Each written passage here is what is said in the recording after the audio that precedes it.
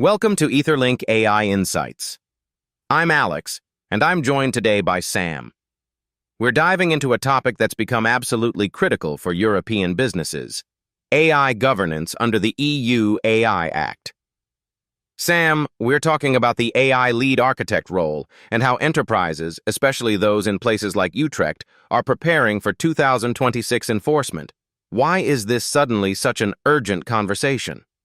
Great question, Alex. The deadline is real and the stakes are enormous. We're talking about potential fines up to $30 million or 6% of global revenue by 2026 for organizations running high-risk AI systems without proper governance in place. For a mid-market enterprise, that's not just a compliance checkbox. It's existential. Most European companies are still in the early stages of AI governance maturity, so the pressure is mounting fast. 6% of global revenue is staggering. That's way beyond a slap on the wrist. So let's start with the basics. What exactly is an AI lead architect? And how is it different from, say, a chief AI officer that we've been hearing about for years? The distinction matters. A chief AI officer is typically a strategic C-suite role focused on long-term AI vision and business transformation. An AI lead architect is much more hands-on and operational. They're the person actually designing governance frameworks, classifying AI systems into the EU Act's prohibited, high-risk, and general-purpose buckets, and making sure your documentation and compliance infrastructure is bulletproof.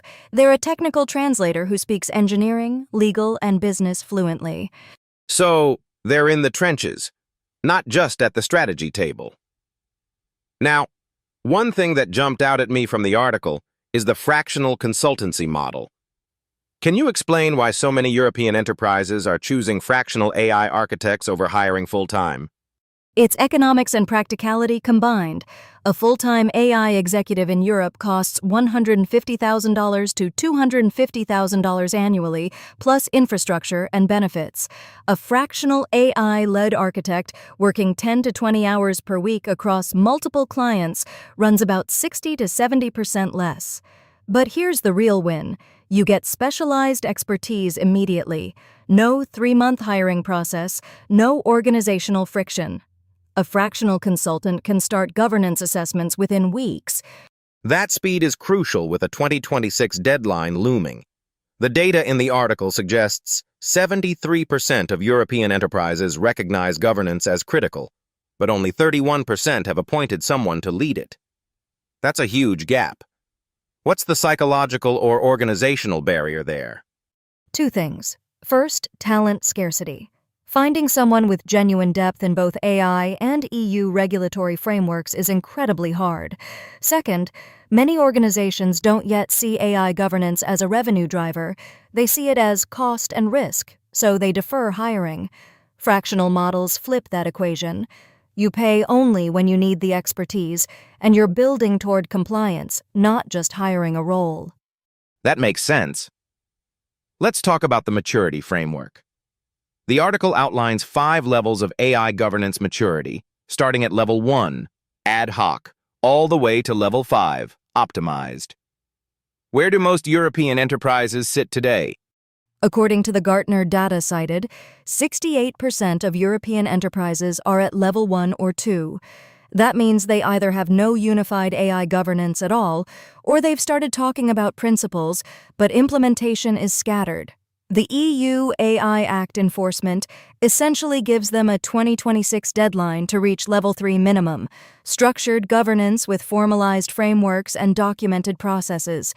That's a jump from 68% in the early stages to needing structured governance in less than 2 years. What does that journey actually look like? What's the path from ad hoc to structured? It starts with assessment. A fractional AI lead architect comes in, audits your current AI systems, classifies them against the EU Act categories, and benchmarks where you are on that maturity curve. Then you build 3 parallel tracks: technical governance, documentation standards, model evaluation, bias testing, organizational governance, defining roles and accountability, and legal alignment, ensuring your policies map to EU requirements. It's not sexy work, but it's mandatory. Let's get concrete. A mid-market enterprise in Utrecht with maybe 5 to 10 AI projects running. What would a fractional engagement actually look like for them? Phase 1, maybe 4 weeks, is readiness assessment and gap analysis. You're documenting what AI systems exist, who built them, what data they use, whether they qualify as high risk.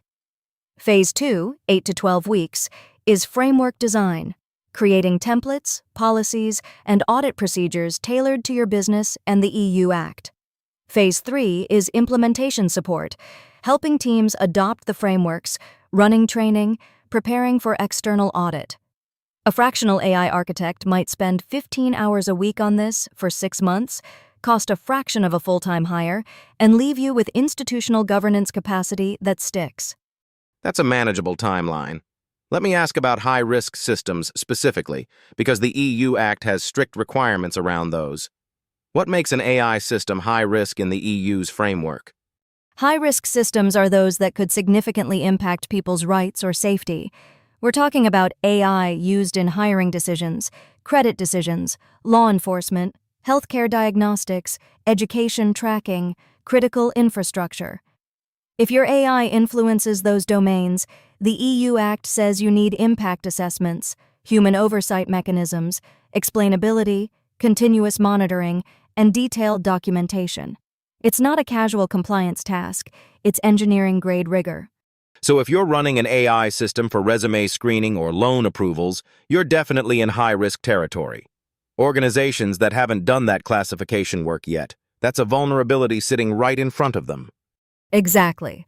And the audit penalty doesn't care if you were unaware. By 2026, regulators will assume you should have known. An AI lead architect's first job is to surface those systems, classify them, and build the compliance layer. It's preventative medicine, not emergency response.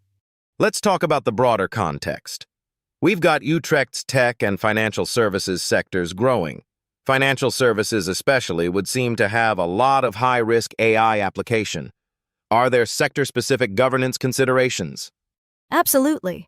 Financial services have existing regulatory oversight from banking supervisors and insurance regulators, so adding EU AI governance on top requires coordination. A fintech company doing credit decisioning needs not just AI Act compliance, but alignment with existing financial regulations. Tech companies building B2B SaaS with embedded AI need to think about whether they're liable for their customers' use cases. Each sector has its own compliance layer, and a good AI lead architect understands those intersections. That coordination complexity is something internal teams might not have experience with. This is where fractional expertise really shines, isn't it? You bring cross-sector pattern recognition. Precisely. A fractional consultant has worked across multiple industries and regulatory regimes. They've seen what works, what doesn't, and what regulators actually care about. They can accelerate your organization past the learning curve and straight to best practice. That's value that justifies the engagement immediately. What about the future-proofing angle? The EU AI Act is enforced in 2026, but AI governance keeps evolving. How do organizations think about building sustainable governance, not just hitting a deadline? That's the level 4 and 5 maturity question. Sustainable governance includes continuous monitoring, automated compliance checks, and regular audits. Organizations should build feedback loops where new AI systems go through a governance vetting process automatically. They should have a governance center of excellence, even if fractional, that reviews emerging AI risks. Compliance shouldn't be a 2026 project. It should be operational business practice. So hitting level 3 by 2026 is table stakes. But the real competitive advantage comes from enterprises that move toward level 4 and 5, where governance becomes almost invisible, just part of how you operate. Yes, and that's where fractional models really shine long-term. You keep a fractional AI-led architect on retainer, evolving your governance frameworks as regulations and technologies change. It's much cheaper and more flexible than hiring and maintaining a full-time team, especially for enterprises that don't need full-time governance capacity. Let's wrap up with a practical takeaway. If someone's listening to this and thinking, "My organization isn't ready for 2026 and we need to move fast," What's the first action? Get a readiness assessment. Bring in a fractional AI lead architect for a 4 to 6 week engagement focused on auditing your AI systems, classifying them against the EU Act, identifying gaps, and creating a remediation roadmap. Cost is manageable, timeline is tight but achievable, and you'll have clarity on what you're facing. That clarity is the foundation for every decision that follows. 4 to 6 weeks to know where you stand. That's concrete and actionable. Sam, thanks for breaking down the governance complexity and the fractional model. Listeners, if you want to dive deeper into the AI lead architect role, governance maturity frameworks, and compliance strategies for the EU AI Act, head over to EtherLink AI and find the full article. It's packed with more detail on implementation, risk management, and organizational readiness. Thanks for joining us on EtherLink AI Insights. Thanks, Alex. And to our listeners in Utrecht and across Europe preparing for this transition, the time to start is now. Governance maturity is a marathon, not a sprint, but the clock is running. Good luck out there.